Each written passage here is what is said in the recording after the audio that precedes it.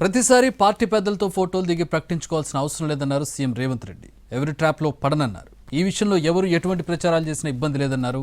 తానెవరూ తెలియకుండానే పీసీసీ చీఫ్ని సీఎంని చేశారని రేవంత్ రెడ్డి ప్రశ్నించారు.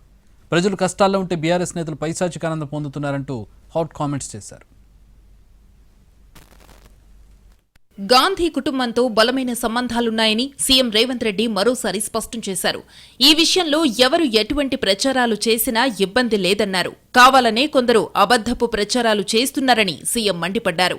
ఎన్నికలకు ముందు పార్టీలో నేతలకిచ్చిన హామీలను పూర్తి స్థాయిలో అమలు చేస్తున్నానన్న సీఎం, పార్టీలో కష్టపడి పనిచేసిన వారికి నేనిచ్చిన హామీలు అమలు చేశానని చిట్చాట్లో చెప్పుకొచ్చారు. పార్టీ పెద్దలతో ఫోటోలు దిగి చూపించాల్సిన అవసరం లేదని అన్నారు. తాను ఎవరో తెలియకుండానే పీసీసీ చీఫ్గా నియమించారా, తానెవరూ తెలియకుండానే సీఎంని చేశారా అంటూ రేవంత్ రెడ్డి ప్రశ్నించారు.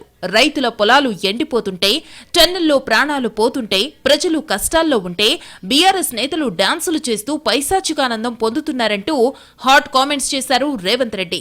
గవర్నర్ ప్రసంగానికి వచ్చామా వెళ్లామా అని కాదు, చర్చల్లో కూడా కేసీఆర్ పాల్గొనాలని సీఎం రేవంత్ రెడ్డి డిమాండ్ చేశారు. ఎవరి ట్రాప్ లో పడనని చెప్పుకొచ్చారు. ఉన్నది ఉన్నట్టుగా చెప్పి పాలన చెయ్యాలనేదే తన ఆలోచనగా చెప్పుకొచ్చారు. అందుకే అప్పుల గురించి వాస్తవాలు ప్రజల ముందు పెడుతున్నానని రేవంత్ రెడ్డి ప్రకటించారు. తెలంగాణలో భారత్ సమ్మిట్ నిర్వహించబోతున్నామని చెప్పిన సీఎం సౌత్ ను లిమిటేషన్ చేసేందుకే డీలిమిటేషన్ అని ఆరోపించారు. డీలిమిటేషన్ పై తెలంగాణలో జరిగే అఖిలపక్ష భేటీకి కిషన్ రెడ్డి హాజరు కావాలని డిమాండ్ చేశారు. రాష్ట్ర అభివృద్ధికి కేంద్రం తీసుకునే నిర్ణయాలలో కేంద్ర మంత్రులది కీలక పాత్రన్న సీఎం, రాష్ట్రానికి రావాల్సిన నిధులను కిషన్ రెడ్డి పట్టించుకోవటం లేదని ఆరోపించారు. ఢిల్లీ పర్యటనలో ఉన్న తెలంగాణ సీఎం రేవంత్ రెడ్డిని తమిళనాడు డీఎంకే నేతలు కలిశారు. డీలిమిటేషన్ కారణంగా దక్షిణాది రాష్ట్రాలకు జరిగే నష్టం గురించి వారు చర్చించారు.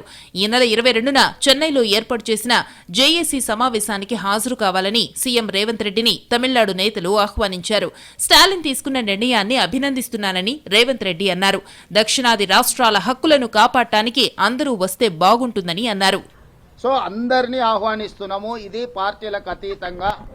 అందుకే ఈరోజు స్టాలిన్ గారు ఏదైతే తమిళనాడులో సమావేశాన్ని ఏర్పాటు చేసిండో ఆ సమావేశాన్ని నేను అభినందిస్తున్నా.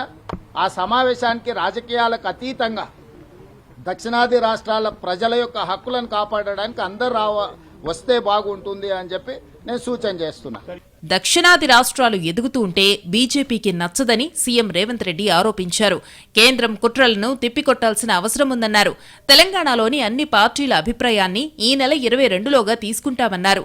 పార్టీలకు అతీతంగా స్పందించాల్సిన సందర్భమన్న సీఎం, తెలంగాణ బీజేపీ నేతలను కూడా అఖిలపక్షానికి ఆహ్వానిస్తామన్నారు.